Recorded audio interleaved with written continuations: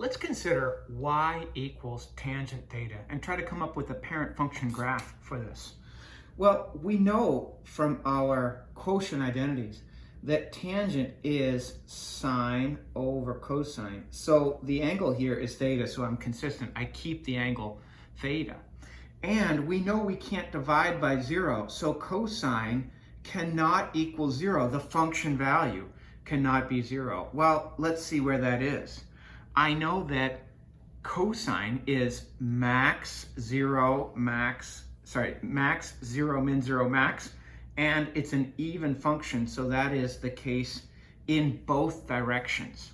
So if I'm going max to max over here, and I say, here is my full 2 pi, that means this is pi, and this is going to be pi over 2, and here is 3 pi over 2, and here is pi over 2. Similarly, well, this is 0, and this is going, because we have an even function, I know that this is negative pi over 2 and negative 3 pi over 2. So wherever we have a 0, we can't graph there because cosine cannot equal 0. So what graphical feature do we have? You guessed it. That's going to be a vertical asymptote here at pi over 2, and conveniently we have it at negative pi over 2 as well. So we've got two asymptotes, two of infinite asymptotes are defined here at negative pi over 2 and pi over 2. Well, if this is our y-axis, let's pick some points like negative pi over 4. So that's going to be right here, and 0. So here's negative pi over 4. Here's 0, and positive pi over 4. Those are the inputs for our function that I chose. Now, I do know something about the unit circle. Negative pi over 4. Let me go over here. So here's our unit circle, and here is negative pi over 4. There's our angle. And we know that if the reference angle is pi over 4, we have plus root 2 over 2 and minus root 2 over 2 and 1. So tangent of negative pi over 4 is opposite divided by our adjacent. We put our eyeball looking through our theta prime, which is the same as theta here. So opposite over adjacent is negative root 2 over root 2 over 2, which is negative 1. So our point is negative pi over 4, negative 1. So there is 1 point. The next point I'm going to pick is I'm going to put in 0 for my independent variable theta. So I'm trying to figure out what is tangent of 0. So when I put in that tangent of 0, I know that if the angle is 0 on the unit circle, I'm over here at this point 1, 0. And I know tangent is y over x, or sine over cosine. So that's 0 over 1, or 0. So I have this point 0, 0 right there. This is this big fat point right in the middle. And now I can transition to finding my next point. My next point will be, I will choose to put in pi over 4 for my independent variable. So if I'm trying to find out what is tangent of pi over 4, again, I can go to my unit circle. I know that's in the first quadrant, and my reference angle here is pi over 4, which means opposite is plus root 2 over 2, and adjacent is plus root 2 over 2 and 1. So tangent, if I put my eyeball looking through that reference angle, is opposite over adjacent, or root 2 over root 2 over 2, which is 1. So I get this point pi over 4 comma 1. So I have, if you remember back to your lessons on graphing rational functions, I've got 3 points and 2 asymptotes. I'm ready to go. I mean, I could keep on finding points, but I've got enough. This graph is going to hug the asymptote, go through the point and hug the asymptote. I can make that better. It's going to hug the asymptote, go through the point. It looks kind of like a curve here. It's kind of curvy. Now, that is just one full cycle. This will repeat and repeat and repeat and repeat ad infinitum. So notice from negative pi over 2 to pi over 2, our period here period is pi. It's no longer 2 pi.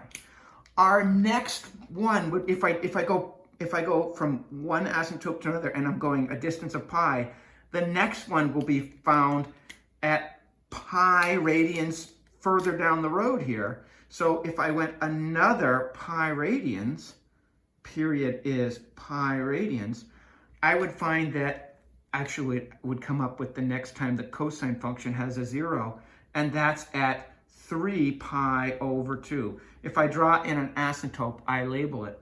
And so I just don't want you to get the feeling that it's just one shape like that. This particular shape continues on and on and on and on forever. And it would look like this as well here. So that's just 3 of them. This one probably for our purposes will be most important.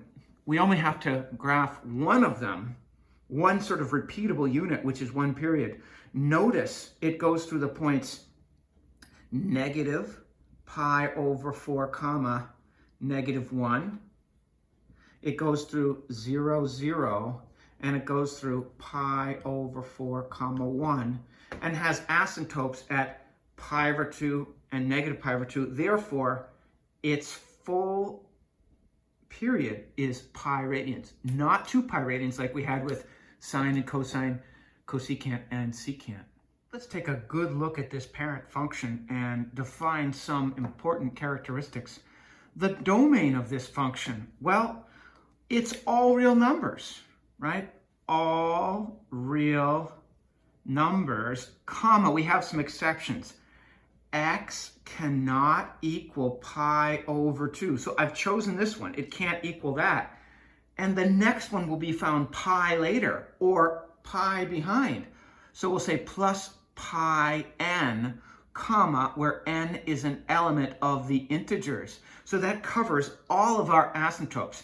You could have chosen negative pi over 2 or 3 pi over 2 or negative 3 pi over 2. I just happen to choose this one. I just have to choose a random asymptote and then say it can't equal this one, or plus pi n, which will cover me. Now, if n is 1, then I'm talking about the next asymptote down. If n is negative 1, I'm talking about this asymptote. If n is 2, I'm talking about 2 asymptotes down the line. If n is negative 2, I'm jumping 2 asymptotes this way.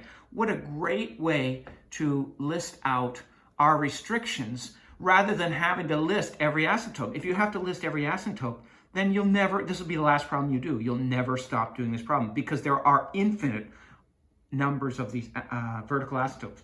Its range, well, look, I'm going from negative infinity to positive infinity, negative infinity to positive infinity with these curvy brackets there.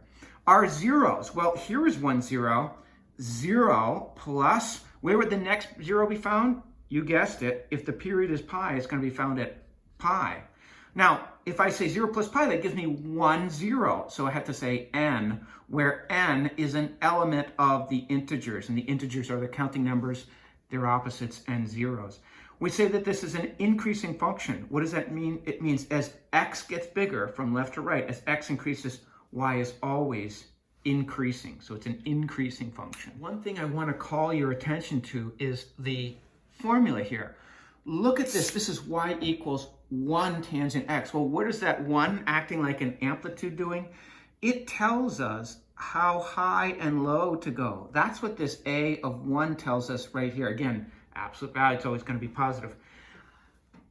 That number in front of the tangent tells us go halfway between your intercept and your asymptote. Well, our intercept is 0 and our asymptote is pi over 2. Half of pi over 2 is pi over 4. There was a reason I chose pi over 4 when I was making my XY chart. Halfway, I'm going to go halfway between intercept and asymptote, halfway up 1, halfway between intercept and asymptote down 1. That will act as our A.